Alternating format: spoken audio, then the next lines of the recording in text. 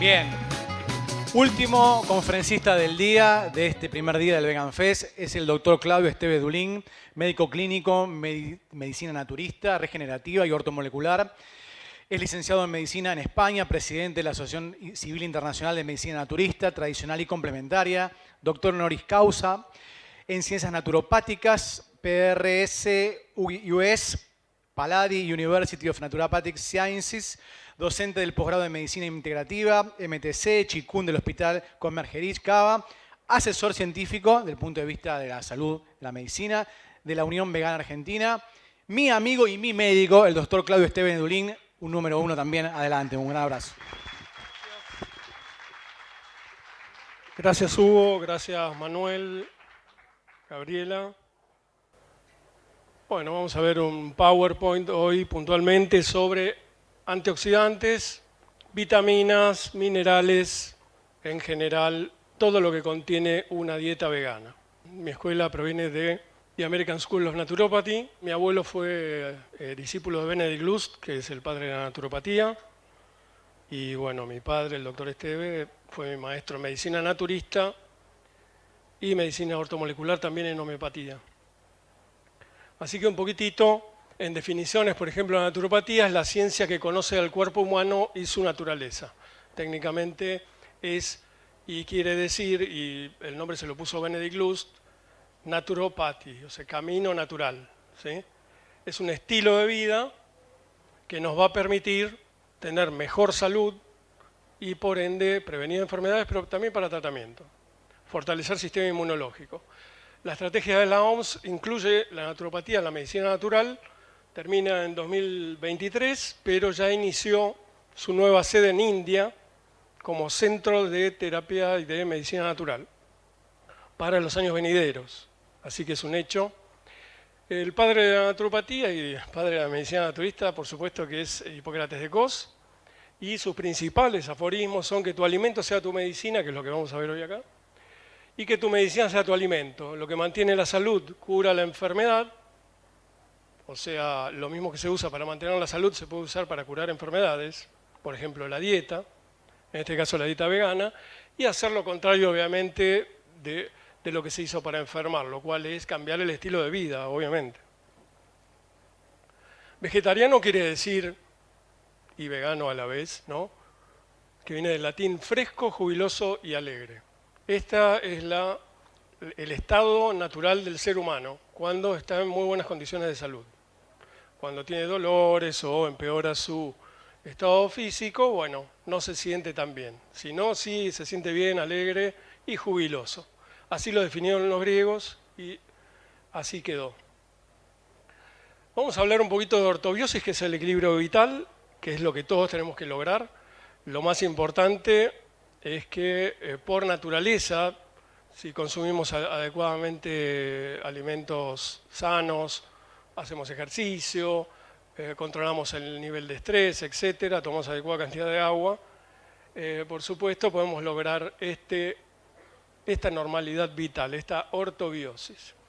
¿Y para qué lo decimos, no? Porque las principales causas de enfermedad son puntualmente las relacionadas con sistema circulatorio, cardiopatía isquémica, diabetes mellitus, sobre todo en hombres, cirrosis y otras hepatopatías, muchas veces por consumo de grasa, por ejemplo, enfermedad cerebrovascular y bueno, así seguimos. La enfermedad pulmonar está creciendo cada vez más y en esto van a ser muy importantes muchas de las cosas que vamos a ver. Por ejemplo, lo que es la nutrición regenerativa. Hoy traje siete alimentos de muestra, digamos, pero que forman grupos de alimentos en general, ¿no? Por un lado, recién se nombraron los telómetros por Jorge. Obviamente, la longitud del telómero define la duración de la vida, ¿sí? Y existe una enzima que se llama telomerasa que se produce y nuestro organismo lo produce y que tenemos la suerte de que va, digamos, corrigiendo y curando, digamos, y arreglando el telómero entre cada división, porque entre cada división es como una tiza. A medida que se van dividiendo las células, el telómero se gasta como una tiza en el pizarrón, ¿no? Entonces, con el correr del tiempo, si no existiera la telomerasa, la tiza queda chiquitita y bueno, nos queda poco tiempo. Entonces, bueno, hoy se vende telomerasa en distintas partes del mundo, pero lo más importante, pero bueno, tiene sus efectos adversos y hoy no vamos a hablar del tema, pero lo más importante es que aquí tenemos el acortamiento telomérico hasta llegar a un punto, bueno, crítico y demás. Por ejemplo, algo de lo que se está hablando últimamente y que, bueno, yo escucho por ahí que no hay que comer frutas, que no hay que tomar jugos de fruta, que, bueno, vaya a saber de dónde salió o de qué bibliografía, pero eso es para casos muy particulares, puede ser un caso extremo de diabetes o obesidad mórbida, pero habitualmente las frutas son bienvenidas hasta en diabetes. ¿Sí? Dentro de la dieta y el tratamiento de los diabéticos ya lo usaban la fruta los egipcios para tratar la diabetes, que dicho sea de paso, los egipcios descubrieron la diabetes. Verduras y hortalizas, bueno, que todos conocemos y utilizamos, son las comunes, no son de Tailandia ni de zonas inhóspitas del mundo, sino las que podemos conseguir, por ejemplo, en nuestra región. Brotes y germinados, que se pueden hacer con semillas, ¿sí? O con leguminosas, por ejemplo, también son alimentos vivos, ¿no? La base fundamental de la terapéutica naturista siempre va a ser natura medicatrix. Hipócrates decía que natura medicatrix es el verdadero médico. El que se va a curar siempre es el paciente, la natura. Y lo que sí se puede hacer es inducir la incorporación de, por ejemplo, mayor cantidad de energía vital. ¿Y cómo vamos a hacer para incorporar mayor cantidad de energía vital? Con los dos principales alimentos, oxígeno y agua. El oxígeno se absorbe a través de la nariz, de la mucosa nasal, el agua a través de la mucosa lingual y la energía vital de los alimentos, obviamente del sol, es otra característica. ¿Para qué? Para revitalizarnos, obviamente esto produce rejuvenecimiento. Además de todos los principios activos y cualidades que pueden tener los brotes y germinados. Y bueno, algo de lo que se habló también, los hongos, tanto los adaptógenos como las algas. Hoy voy a hablar un poquito de algunas algas en particular, muy interesantes, con algunas vitaminas muy importantes, que bueno, son de alto valor nutricional y que también nos aportan energía vital, ¿sí? Muy importante este concepto. Pitágoras a la energía vital la llamó neuma y Hipócrates de Cos, el padre de la medicina, lo llamó energía vital, ¿no? Y enormón, ¿sí? En Egipto lo llamaron Ka, en China Chi, en Japón Ki, y bueno, en India Prana, y aquí en América los mayas lo llamaron Pua. Y también el aloe barbadensis Miller, que es el aloe que figura en los papiros de Evers, el aloe vera verdadero, que tiene propiedades regenerativas, ¿sí? Es una de las pocas plantas en general que tiene claramente propiedades regenerativas sobre la piel, pero también sobre el organismo. Y bueno, como nombramos recién, el 66% aproximadamente, según Van Norden, del cuerpo es agua, con lo cual es súper importante qué tipo de agua consumimos y la calidad del agua. Porque nuestro cuerpo se va a hacer, obviamente, de lo que consumamos, de estos ladrillitos que consumamos se va a hacer esta casa. Entonces, muy importante la calidad del agua y de los nutrientes en general. En cuanto a antioxidantes, bueno, en Argentina tuvimos un premio Nobel que fue Rebecca Germann, que descubrió específicamente el desequilibrio entre radicales libres y antioxidantes y puntualmente el daño que producían los radicales libres a nivel corporal.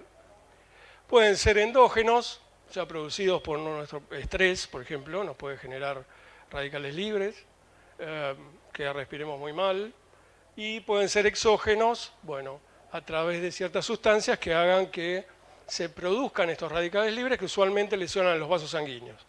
Los radicales libres generalmente son moléculas de oxígeno que pierden un electrón en la superficie y lo que hacen que cuando se contactan con un tejido le toman un electrón, se lo roban, y dicen, no, a mí me sacaron un electrón, dame uno, y esto, bueno, así genera una reacción en cadena con daño tisular, como vemos en la imagen. En cuanto a los minerales, bueno, vamos a tener en la dieta vegana macrominerales y microminerales. Los que más se dosan en general son los macro, y a veces ni siquiera los macro, por ejemplo el zinc, que es tan importante casi como el hierro, no suele dosarse, hay que pedirlo específicamente en laboratorio en los pacientes y demás. Y después los microminerales como, por ejemplo, el cromo, el yodo, el cobre, el manganeso, cobalto y selenio, ¿no? Muchas veces, cuando hay una carencia grande de estos microminerales, también se puede suplementar, ¿sí? Hasta lograr una dieta acorde a esa oferta, ¿no? Y siempre hay que considerar cuestiones de demanda, es decir, de absorción intestinal. Por eso es muy importante tener un intestino sano. Hipócrates también decía que la mayoría de los males comienzan en el intestino, o la mayoría de las enfermedades, por lo menos visto desde aquel momento. Entonces, bueno, vamos a ver en general, no lo voy a ver punto en detalle porque sería muy largo, pero puntualmente todo lo que es cobre, azufre, yodo, selenio y zinc lo vamos a tener en las leguminosas. Las leguminosas son el reemplazo ideal de la carne para cualquier vegano. De hecho, tienen más nutrientes que la carne en general en proteínas, salvo con la excepción del zinc, ¿sí? Y eventualmente con la excepción de que haya un falto de metionina. Pero nada más. En el resto es superior a las carnes, con lo cual se pueden complementar, como vamos a ver luego. Y bueno, el magnesio, que se usa mucho en deporte, generalmente todos los deportistas están consumiendo magnesio, es un gran biorrelajante, rejuvenecedor vascular, según estudios hechos en España, incluso rejuvenecedor cardíaco en un uso aproximado de 500 miligramos día durante un año, ¿no? Pero también esa misma dosis se puede lograr con un consumo adecuado de, por ejemplo, porotos y cereales integrales, ¿sí? Y de frutas y legumbres, ¿sí? Y verduras y hortalizas. Así que bueno, en general, lo que es potasio, también en verduras de hoja verde, muy importante la cantidad de potasio que podemos encontrar en los orejones de los damascos naranjas, esos frutos secos, y también, bueno, obviamente las bananas, pistachos, etc. El fósforo lo vamos a tener muy presente en el trigo, por ejemplo, en frutos secos y en semillas, también en leguminosas. Luego, pasando a las vitaminas son compuestos que van a participar en el metabolismo del organismo, ¿sí? Incluso en la replicación celular, van a influir en el ADN, pero también van a neutralizar estos enemigos que tenemos, que son los radicales libres. Entonces, por ejemplo, la vitamina E es la considerada vitamina anti-envejecimiento, retrasa el envejecimiento por estudios clínicos, obviamente, está muy presente en el brócoli, en el tocoferol del aceite, por ejemplo, de girasol, es un aceite muy común, las semillas de girasol, semillas de calabaza, bueno. La vitamina C va en ese orden, pero lo vamos a ver un poquito en detalle. Entonces, son grupos de sustancias, obviamente las vitaminas, necesarias para el funcionamiento celular. Vamos a dejarnos esta definición muy importante, y además pueden ser precursores de enzimas, digamos, o coenzimas. Es decir, se pueden acoplar también algunas enzimas para mejorar la función de la enzima, ¿sí? No hacen de enzima en sí, sino de coenzima. La vitamina A siempre fue un gran inhibidor, por ejemplo, en las mujeres de la displasia mamaria, ¿sí? De hecho, hay digamos, estudios a nivel internacional que así lo demuestran. Y prácticamente el único tratamiento para la displasia mamaria es la vitamina A. Sí, muy presente en zanahoria, sobre todo la provitamina A. La provitamina A lo vamos a encontrar en los alimentos crudos, tiene propiedades anticancerígenas y es muy importante para la piel, las mucosas y la vista, ¿sí? De hecho, el retinol, que es el combustible de la retina, se va a formar a partir de los carotenos. El complejo B. Bueno, a veces hablamos de complejo B y nos referimos solamente a la B12. Pero bueno, yo aquí puse las 13 vitaminas más importantes para el organismo, sumé una más que es la K2-MK7, pero lo vamos a ver. La tiamina, la B1, riboflavina B2, la niacina, la B3, el ácido pantoténico B5, la piridoxina B6, la biotina B7, el folato B9, el folato sería el ácido fólico no sintético, digamos natural, ¿sí? El folato es el, entre comillas, ácido fólico natural. y la vitamina B12, de la cual vamos a hablar un poquito más hoy, ¿sí? Dejando un poquito de lado, los encontramos todos en la levadura de cerveza. La levadura de cerveza tiene todos los complejos B de la B1 a la B17, con excepción de la B12. Y estos complejos, bueno, en fuentes naturistas, como dije, levadura de cerveza, hojas verdes, de donde va a sacar, por ejemplo, un gorila, que es el animal que más se nos parece, complejos B para su fortaleza física, para su sistema nervioso, sobre todo. Los complejos B son muy importantes para el sistema nervioso central, ni hablar en época de lactancia o en maternidad, en embarazo. En general, estas son las dosis generales, ¿no? Que se pueden utilizar, ¿no? En adultos, 2.4, digamos, microgramos por día, es una dosis como importante, ¿sí? Y en niños también, esto es según edad, pero también según peso, talla, etc. Dos grandes bioquímicos, digamos, los más prestigiosos, por lo menos de habla hispana, que fue, por ejemplo, Strayer tiene su traducción al español, nos informan en sus libros que el ser humano produce vitamina B12 activa en su intestino en forma natural, y aproximadamente unos 2 microgramos por día, ¿sí? Esto es literatura médica, digamos, aquí no hay ninguna puesta en duda sobre esto. El problema es que si incorporamos alimentos que no son saludables, que tienen pesticidas, ¿sí? que inhiben de alguna manera esa producción, afectando, digamos, la biota intestinal, porque en general lo que va a producir la B12 a nivel intestinal es la probiota, ¿no? La biota intestinal. De ahí muy importante, que no vamos a hablar hoy, que son los probióticos. Entonces sí voy a decir que existen fuentes vegetales, entre comillas, pues son del reino protista, de vitamina B12 activa, en especial la metilcobalamina, sobre todo en el alga nori coreana, ¿sí?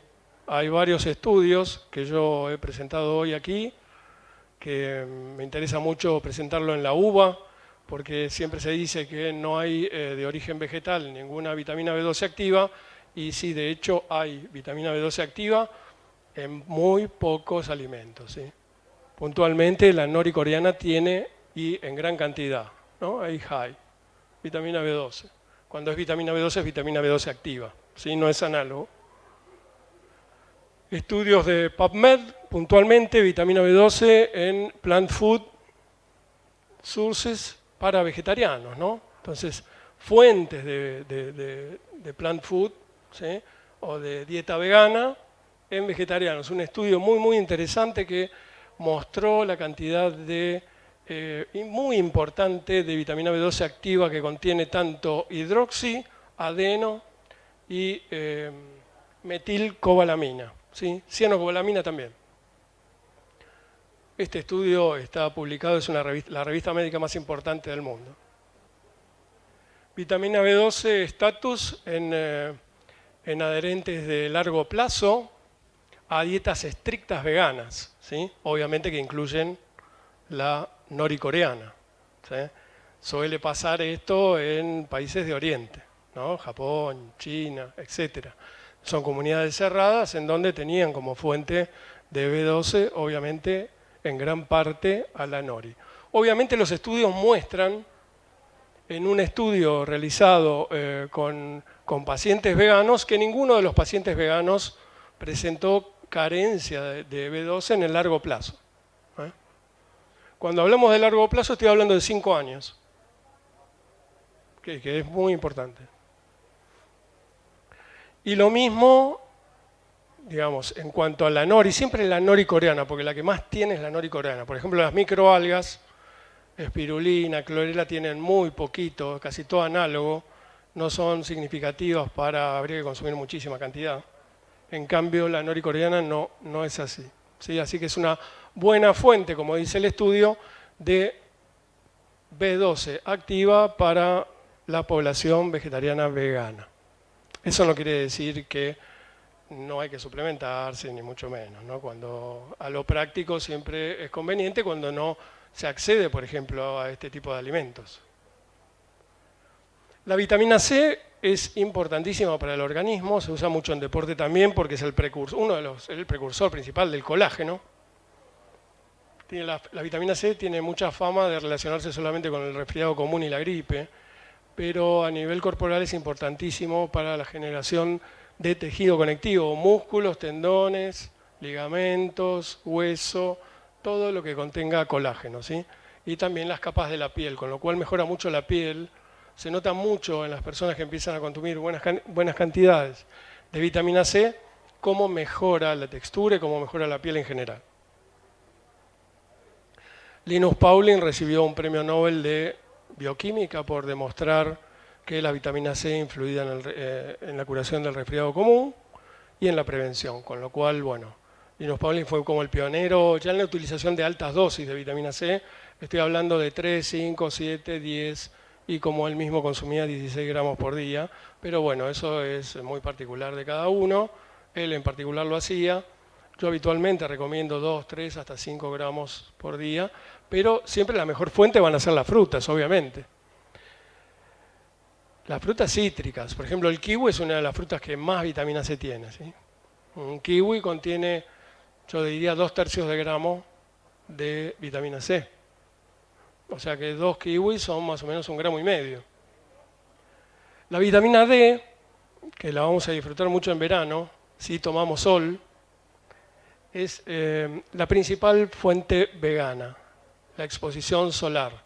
Deben ser exposiciones solares de 30 a 40 minutos en horas no pico, lo que se llama en medicina naturista baños solares, y que van a presentarnos una producción adecuada de 800 unidades más o menos por día, 1000 unidades por día, como para que no haga falta suplementar, ¿sí? Con lo cual también hay cierto pequeño contenido de vitamina D en hongos, pero es muy pequeña la cantidad, habría que consumir cantidades enormes de hongos en general.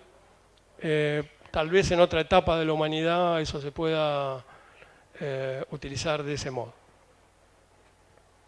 La vitamina E, que es la vitamina de envejecimiento, como decíamos antes, una de las fuentes principales es el brócoli, otra las semillas en general, calabaza, ¿sí? Girasol, aceite de girasol, excelente, onagra.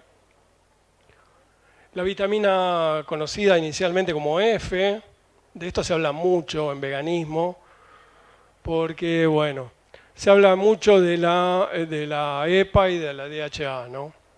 ¿Sí? O sea,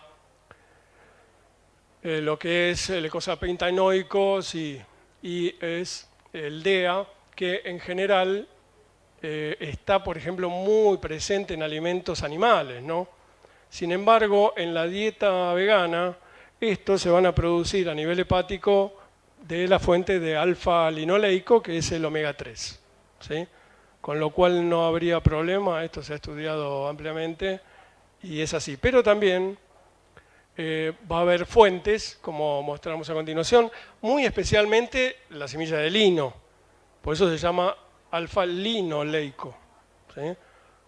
Tiene una relación muy estrecha con el lino. La semilla de chía y el aceite de chía es el alimento con más porcentaje de omega 3, le sigue el lino y bueno, en general hay muchas otras recomendaciones como sacha inchi, cayú, nueces y algunas microalgas. La vitamina K, que es la vitamina de la coagulación, justamente la K en Alemania, coagulation se escribía con K, y quedó vitamina K porque, bueno, interviene en la formación de los factores de coagulación, la protrombina, por ejemplo, y se recomienda 1 miligramo al día y las fuentes obviamente son las coles en general, ¿sí?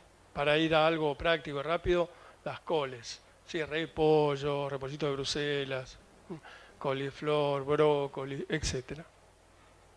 Y la vitamina K2, que es muy importante para la fijación del calcio, puntualmente la MK7, se está recomendando mucho en tratamiento de osteopenia y osteoporosis en la actualidad, porque tiene un efecto muy importante en la fijación del calcio a nivel óseo, especialmente en mujeres posmenopáusicas, ¿sí? Que es donde habitualmente más se presenta la osteopenia y la osteoporosis. Las fuentes principales, obviamente, espinacas, brócoli, repollito de Bruselas, repollo, muy similares a las fuentes de vitamina K, y también en el natto japonés, el chucrut, el kimchi.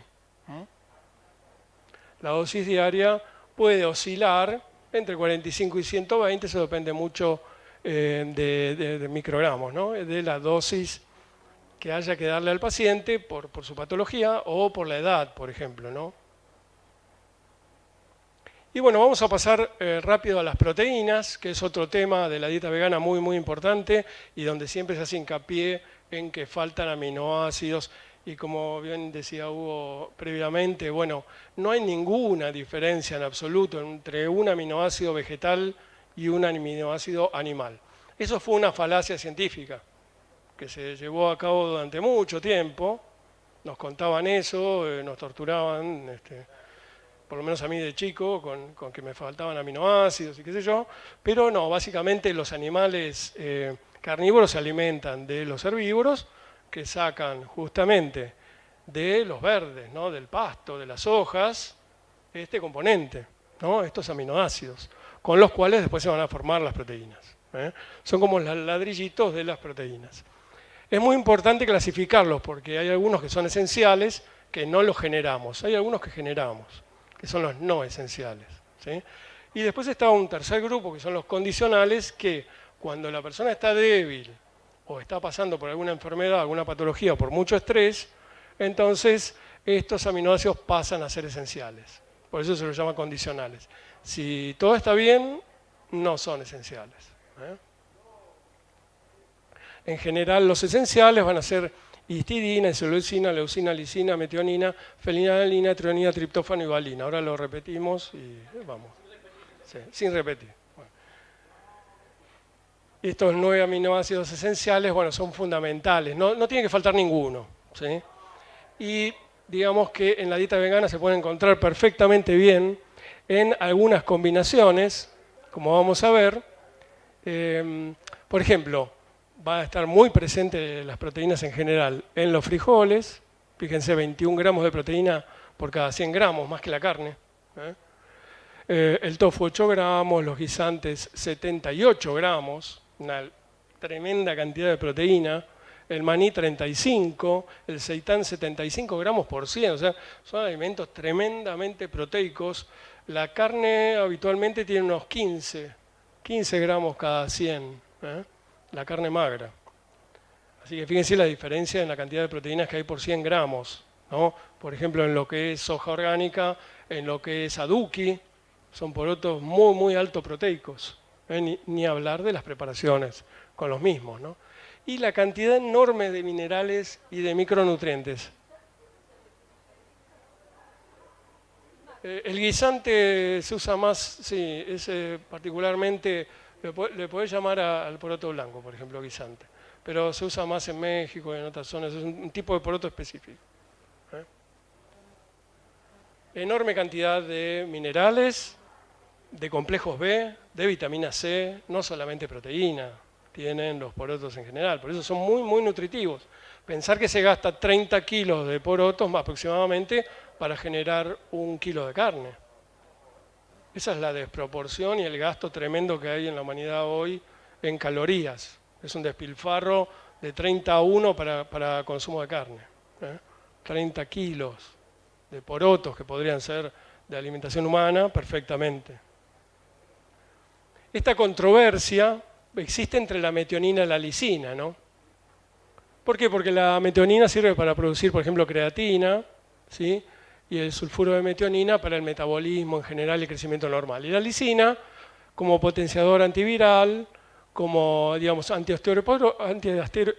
osteoporótico y efecto cardiovascular e hipolipemiante, ¿sí? Entonces, en general, las legumbres van a ser muy ricas en lisina y muy pobres en metionina. Y ahí es donde a todo el mundo le dicen, no, pero vos estás consumiendo eso que es carne vegetal, pero a esto le están faltando aminoácidos. No, le está faltando metionina. ¿Sí? ¿Y de dónde la vamos a sacar la metionina? Puntualmente. Los cereales son ricos en metionina. Entonces, cuando combinamos, por ejemplo, una legumbre, esto es muy importante, cuando combinamos una legumbre que es rica en lisina y pobre en metionina con un cereal integral que es rico al revés en metionina y pobre en lisina, hacemos una combinación perfecta, que además no hace falta ni siquiera comerla en la misma comida. Se puede comer un poroto, por ejemplo, una leguminosa al mediodía y el cereal a la noche o viceversa. ¿Sí? No hay diferencia. Estamos hablando siempre de cereales integrales. Estas combinaciones en general son excelentes. Legumbres con cereales, que ponemos con el dedito para arriba. Legumbres con frutos secos, dedito para arriba. Y, por ejemplo, cereales con frutos secos ya no. ¿De acuerdo? No alcanzaría el nivel. Ahí seguramente lo que esté faltando es metionina. Vamos a ver, para concluir, digamos, 7 opiniones de organizaciones internacionales de salud sobre puntualmente la dieta vegana.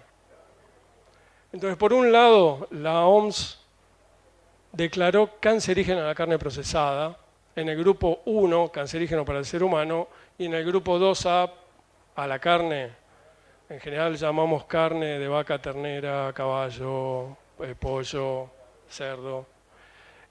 Lo que es carne, en general, de esos animales, en el grupo 2A, probablemente cancerígena para el ser humano. O sea, también dependerá mucho de si es de producción intensiva, con alimentos transgénicos, con hormonas, etcétera, etcétera, ¿no? Y el nivel de estrés, obviamente, que enfrentan estos animales.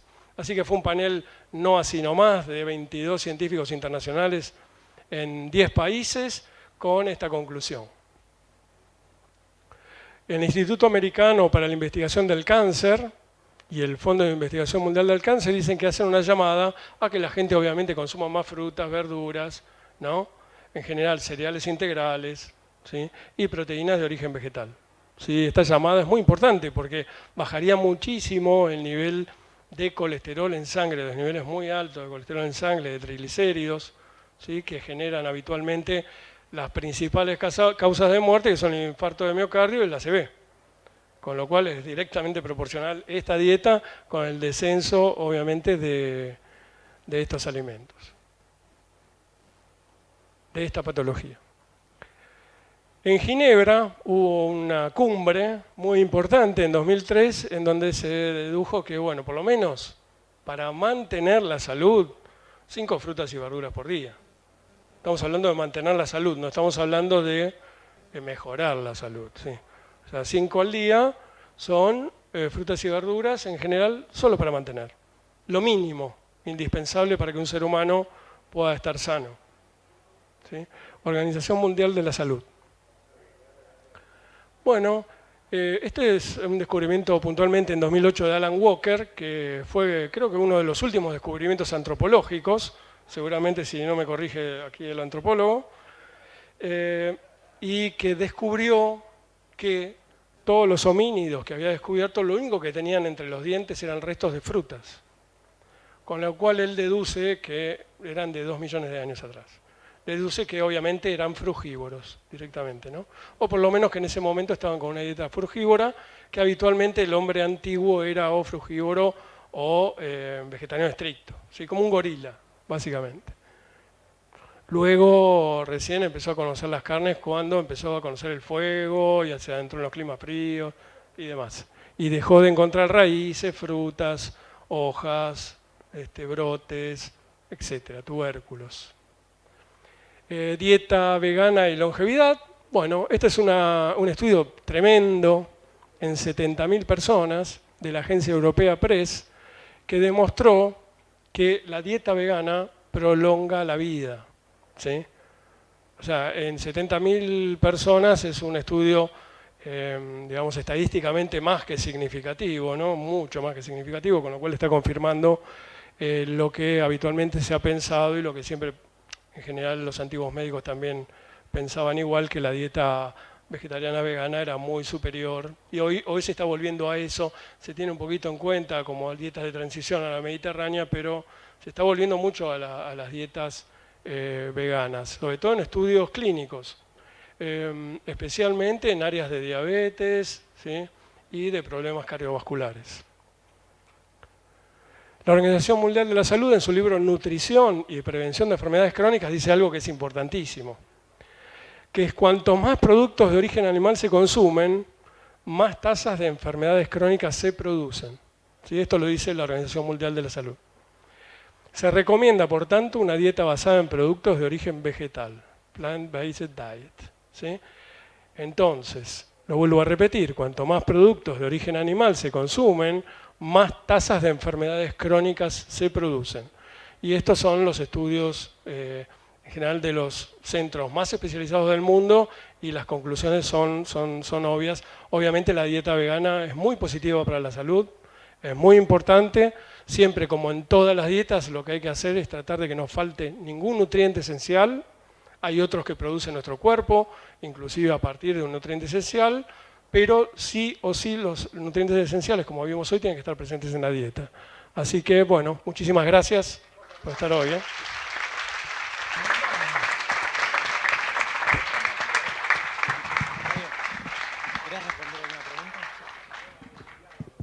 Bien, ¿alguna pregunta para el doctor? Sí, acá paso. No, pero con micrófono para así compartimos la... Si querés gritar, igual... Sí, buenas noches, Claudio. Pixi. Sí, gracias por la conferencia, muy interesante. Gracias. Tenía una pregunta con respecto al alga nori. Sí. Estabas hablando del alga nori de origen coreana. coreano. Sí. ¿El alga nori que está en el barrio chino es de origen coreano o...? Bueno, hay distintos orígenes de alga nori. La que demostró tener más cantidad de B12 activa es el alga nori coreana. Eso no quiere decir que el alga nori no tenga, pero a veces puede tener la mitad o menos de B12 activa que tiene el alga nori coreana. El alga nori coreana es la que se usa para todos los estudios que mostré a nivel internacional que demuestran que... vas a comprar alga para hacer un sushi y... Que podría ser que de hecho los estudios dicen que podría ser un complemento importante para vegetarianos y veganos. Ok, bueno, gracias. No, por favor.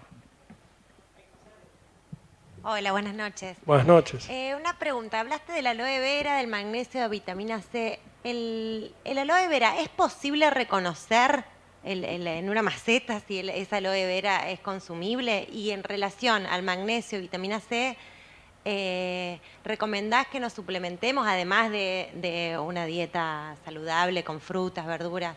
¿Recomendás la suplementación? Porque está como de moda el magnesio, la vitamina C. Bueno, primero lo del aloe, muy interesante tu pregunta, porque hay 36 tipos de aloe diferentes, algunos son tóxicos, con lo cual sí, por eso hablamos del Barbadensis Miller, o también llamado aloe vera verdadero.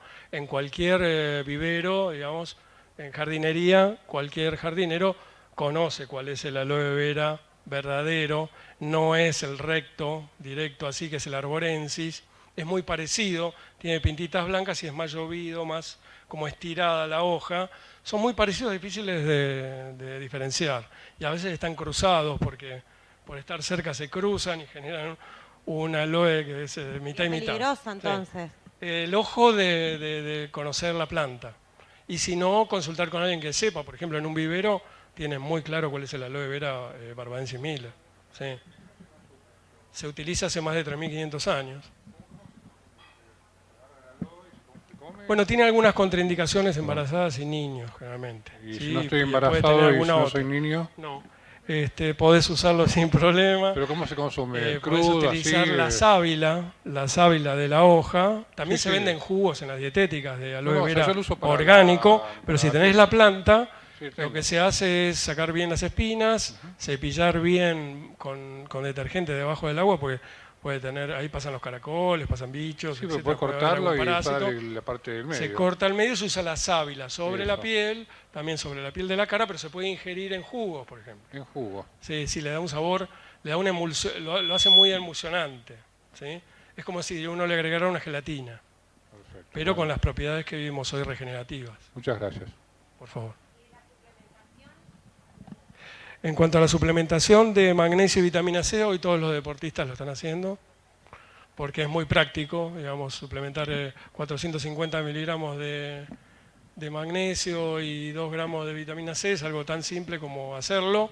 Yo lo recomiendo mucho a los pacientes, pero sin dejar de que la dieta contenga estos nutrientes importantes. O sea que lo mejor siempre es la dieta, pero de ser necesario a lo práctico se puede suplementar. Lo mismo ocurre con la B12.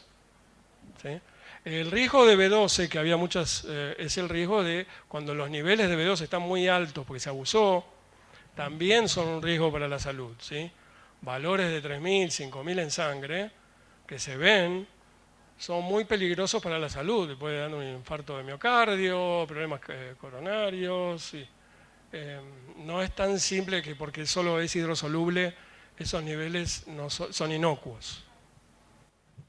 Bien, nos vamos a despedir con un enorme aplauso a Claudio Esteves. Muchas gracias.